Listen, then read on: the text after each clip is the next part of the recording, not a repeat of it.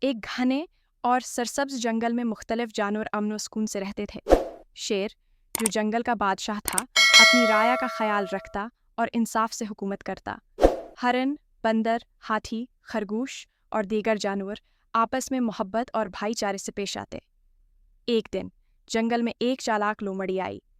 اس نے دیکھا کہ جانوروں کے درمیان محبت اور اتحاد ہے، تو اس نے سوچا کہ اگر میں ان کے درمیان اختلاف ڈال دوں تو میں آسانی سے اپنی چالاکیوں سے فائدہ اٹھا سکتی ہوں۔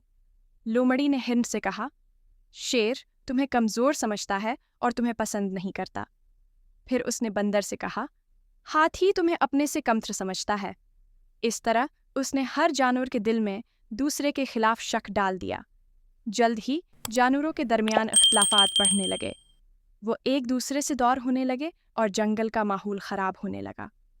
ایک دن ایک خطرناک شکاری جنگل میں آیا۔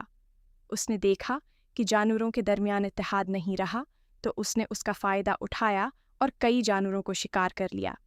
جب شیر کو اس بات کا علم ہوا تو اس نے تمام جانوروں کو اکٹھا کیا اور کہا، ہمیں دوبارہ متحد ہونا ہوگا۔ اختلافات نے ہمیں کمزور کر دیا ہے۔ اگر ہم ایک ساتھ ہوں گے تو کوئی بھی ہمیں نقصان نہیں پہنچا سکتا۔ جانوروں نے اپنی غلطیوں کا احساس کیا اور دوبارہ ایک دوسرے کے قریب آ گئے۔ انہوں نے لومڑی کو جنگل سے نکال دیا اور شکاری کے خلاف مل کر منصوبہ بنایا۔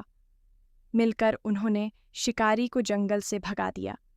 یہ کہانی ہمیں یہ سبق دیتی ہے کہ اتحاد میں طاقت ہے اور اختلاف ہمیں کمزور کر دیتا ہے۔